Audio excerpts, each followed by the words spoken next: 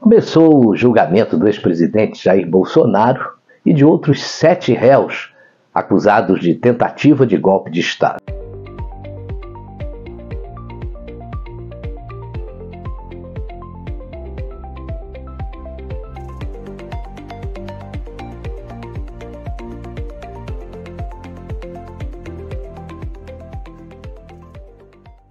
O caso está sendo analisado apenas pela primeira turma do STF, composta por 5 ministros, incluindo o Alexandre de Moraes, que é o relator. Normalmente, ações desse tipo deveriam ir para o plenário, com os 11 ministros. Mas a decisão vai ficar restrita a essa turma, salvo se houver entendimento da própria turma de repercussão institucional ou política que justifique levar o conjunto à corte. Parece que só para essa turma esse caso não tem repercussão institucional ou política, Aliás, o presidente e os demais réus nem poderiam ser julgados pelo Supremo. Nenhum deles tem foro privilegiado. Eles deveriam ser julgados pela Justiça Federal na primeira instância, como aconteceu com Lula lá atrás, lembra? Mas com Lula é diferente, Agora, veja o que disse o ministro Luiz Roberto Barroso, presidente da Corte. Barroso diz que julgamento de Bolsonaro pode ser marco para a democracia no Brasil. Bem, mas qual democracia ele se refere? A do perder o mané e não a bola? Ou a do devido processo legal?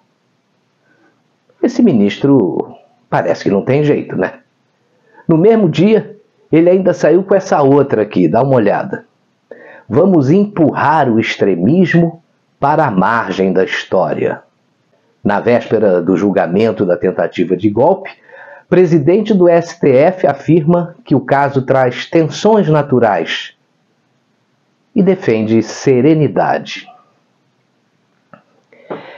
Essa serenidade que ele defende, eu acho que só é boa para os outros. Para ele, o que importa é que derrotamos o bolsonarismo. Barroso andou dizendo recentemente que, antes do julgamento, a anistia não ia ser possível, mas que depois seria um problema para o legislativo resolver. E parece que tem memória curta, Porque ele só esquece que na época da ditadura militar, aqueles que pegaram em armas, sequestraram o embaixador americano e assaltaram bancos, foram todos anistiados. E aqueles que estavam fora do país, mesmo sem julgamento, justamente porque estavam fora, também foram anistiados. Esse é um discurso que não cola. Ele deveria conversar com o ex-ministro Aldo Rebelo. Eu volto ao tema da anistia não por insistência, mas porque é o tema que continua dividindo o Brasil, continua causando polêmica e o país precisa de pacificação. E o que acontece no Brasil é que a única forma de se caminhar para a retomada do crescimento da economia, para a redução das desigualdades, para a valorização da democracia é a pacificação do país, que permita que nós dediquemos as energias dos brasileiros a construir o futuro e não a ficar buscando um acerto de contas com o passado. O Brasil, rigorosamente, é o país da anistia. Nós fizemos da anistia o caminho da pacificação em vários momentos da nossa história. O Brasil conheceu uma guerra civil violentíssima, sanguinolenta, entre 1835 e 1845. A Guerra dos Farrapos, a Revolução Farroupilha, lá no Rio Grande do Sul, onde havia práticas de grande violência, como a degola, por exemplo. Aliás, reza a lenda que no Rio Grande do Sul, no episódio da Revolta Federalista, um degolador famoso chamado Adão Latorre chegou a degolar em uma única jornada, em uma única noite, 300 prisioneiros inimigos. E o nosso imperador Dom Pedro II teve o gesto de grandeza de propor a pacificação com a anistia, inclusive para os degoladores, incorporar no exército todos os guerrilheiros, todos os rebeldes nas suas patentes, o soldado, o cabo, o sargento, o coronel, o tenente-coronel, menos o posto de general, que era considerado um posto político. Todos foram incorporados ao exército imperial. O Dom Pedro II ofereceu o governo do Rio Grande do Sul aos rebeldes, que as forças rebeldes passassem a governar o Rio Grande do Sul. Nós tivemos depois a anistia de 1945, do presidente Getúlio Vargas. Ele anistiou os que tentaram pela violência derrubá-lo do governo. Todos foram anistiados, saíram das prisões e outros voltaram do exílio, e a anistia pacificou o Brasil naquele momento, pelo gesto do presidente Getúlio Vargas. Depois nós tivemos a anistia do presidente Juscelino Kubitschek. Houve uma rebelião militar de pequena proporção. O presidente Juscelino Kubitschek estava interessado no seu lema, fazer 50 anos em 5, governar o Brasil, e para governar o Brasil ele passou um apagador, ele pacificou o país, perdoando naturalmente a rebelião, ou os líderes da rebelião de Aragarças e Jacareacanga. E mais recentemente nós tivemos a anistia do presidente João Batista Figueiredo, presidente do governo militar. Essa anistia também foi ampla, geral e irrestrita. Por quê? Porque foram anistiados não apenas as tentativas de sequestro ou sequestro de embaixadores, assalto a banco, os crimes de tortura que foram incluídos como crimes conexos. Tudo foi anistiado para que o país voltasse a olhar para o futuro. Portanto, não é nenhuma novidade a discussão sobre a anistia. O Brasil, se quiser pacificar o seu futuro, se quiser se voltar para o que é mais importante, para o desafio que é o objetivo nacional de voltar a se desenvolver, reduzir desigualdades e valorizar a democracia, o Brasil tem que olhar para o futuro. Se olhar para o passado, lembremos da lição bíblica, daquilo que foi dito à mulher de Ló. Olhe para trás e vira estátua de sal. O Brasil precisa olhar para o futuro. Aldo Rebelo é jornalista, escritor e político. Ele foi filiado ao Partido Comunista do Brasil, PCdoB, por cerca de 40 anos e chegou até a ser vice-presidente nacional da Legenda no ano de 2001. Ele é um sujeito que eu passei a admirar pela sua postura e ponderação. Bem diferente dos iluminados, cujas chamas provavelmente serão apagadas com a aplicação da Lei Magnitsky. Um outro político que andava sumido e reapareceu essa semana foi o Onyx Lorenzoni, ex-ministro de Bolsonaro. Ele disse uma coisa muito interessante. Não é o Bolsonaro que está no banco dos réus. É a democracia. Ele criticou o processo judicial no qual o ex-presidente e outros 7 réus enfrentam as acusações de golpe de Estado. E ele disse mais, que esse é um julgamento político, sem crime e sem provas, com o único objetivo de prender e tirar o maior líder de oposição nas próximas eleições. E disse mais ainda, o mundo está assistindo tudo isso. A colunista Bela Megali, do Globo, publicou um desabafo do senador Flávio Bolsonaro. Olha aí. Bolsonaro está indignado por ser julgado por Moraes, Dino e Zanin, diz Flávio. E não é para menos, né? Moraes odeia Bolsonaro e é vítima, testemunha e juiz, como a gente vem dizendo toda hora, né? O Dino é desafeto do Bolsonaro e foi ex-ministro da Justiça de Lula. E Cristiano Zanin foi o advogado do Lula. Se vivêssemos em um país sério, os 3 seriam impedidos de julgar o ex-presidente. Mas tem uma coisa que nisso tudo aí é o que mais me impressiona. é que a imprensa resolveu ficar calada com relação à Lava Toga. Essa Lava Toga 2, né? Agora já está na terceira versão. Poucos são os veículos que comentam mais esse escândalo no Supremo. E ainda tem as denúncias do ex-assessor de Moraes, o Eduardo Tagliaferro, que ontem ainda esteve lá no Senado depondo. A justiça no Brasil foi para o ralo, né? Cadê a OAB, os juristas que não fazem parte do grupo Prerrogativas e os milhares de advogados e professores de direito brasileiros? Todos calados. Como diria o Boris Casoy, isso é uma vergonha. Mas tem advogado que não deixa de colocar a boca no trombone, como é o caso do André Marsiglia. Agora, veja essa aí. O uso do STF e do TSE pelo ministro Alexandre de Moraes é ilegal, afirma o advogado constitucionalista André Marsiglia, referindo-se aos grupos clandestinos. Os tribunais não têm, nem administrativa nem judicialmente, o direito de compartilhar funcionários ou informações. Cada investigação é sigilosa e independente. Esse tipo de compartilhamento vai contra o interesse público. O que se viu foi a união de órgãos de Estado contra cidadãos e contra a imprensa, o que gera uma desproporção que fere o princípio da igualdade constitucional. O DOPS ressuscitado. E não para por aí não, viu? Eu outro dia vi um depoimento do desembargador aposentado Sebastião Coelho, de quem eu gosto bastante, comentando mais uma ordem ilegal do ministro Alexandre de Moraes.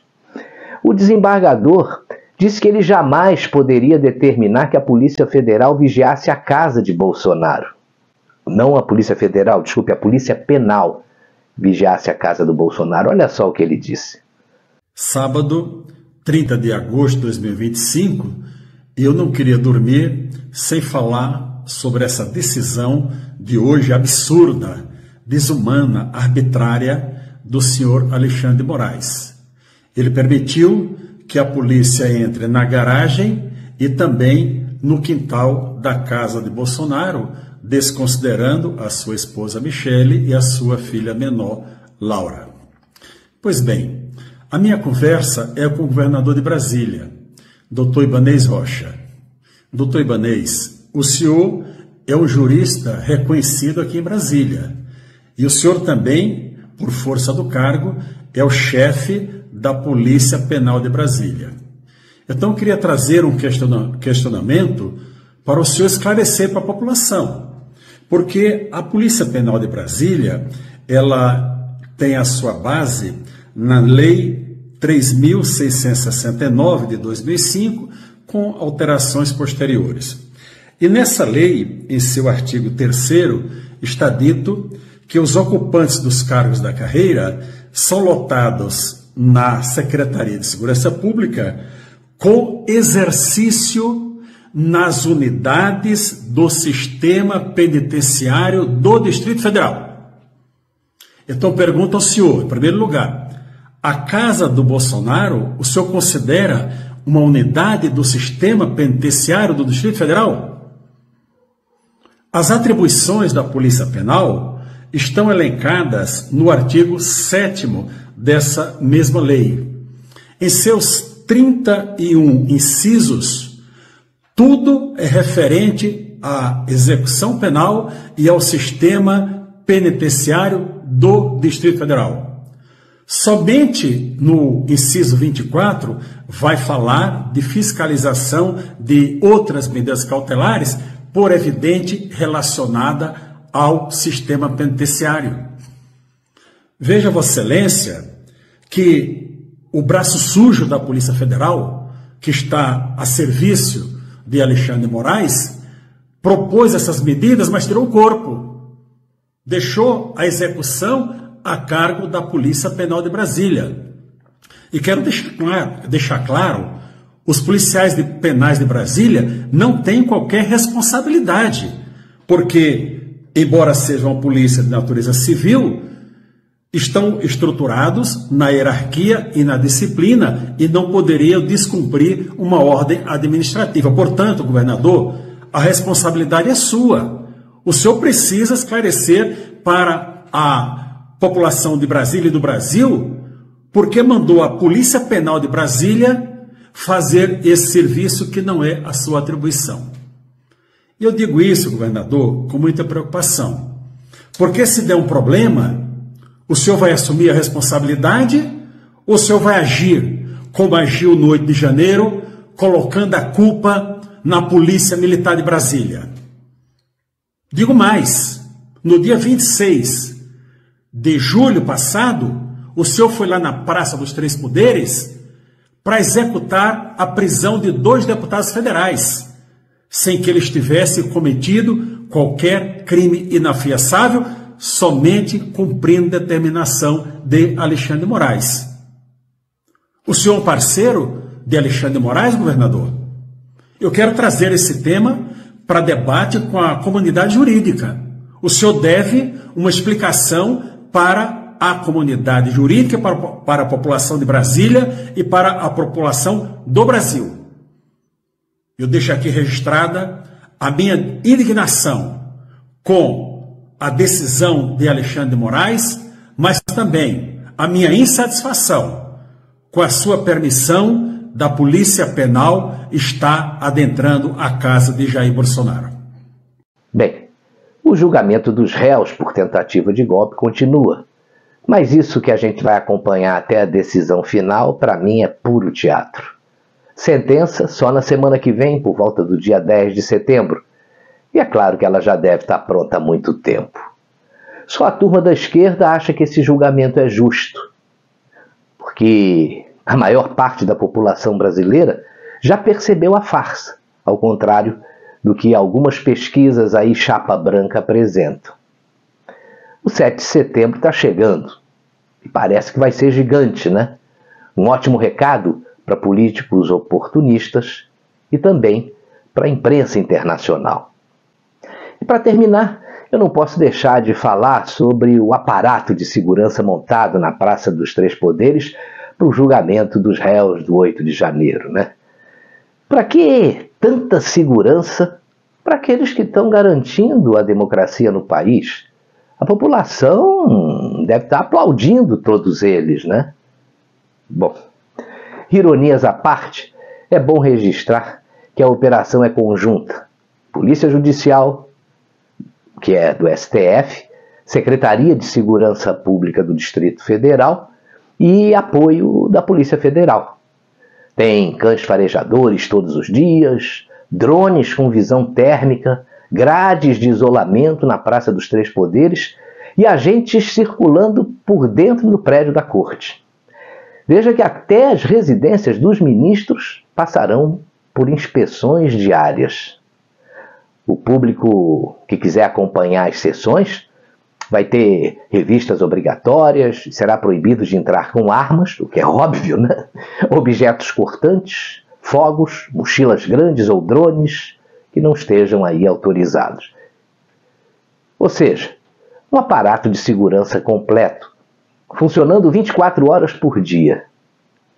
Mas eu só gostaria que o ministro Flávio Dino e os seus colegas me respondessem a seguinte pergunta: por que esse mesmo cuidado não foi adotado no dia 8 de janeiro de 2023? Naquela data, havia alertas da ABIN, de fontes do governo e até do general Gonçalves Dias, que todo mundo tem interesse em manter calado, né? Ele via a possibilidade de depredações, de ataques ao patrimônio público. Havia informação antecipada. E por que não foi montado um esquema parecido para evitar o que aconteceu naquele 8 de janeiro? Eu acho que a resposta você deve saber.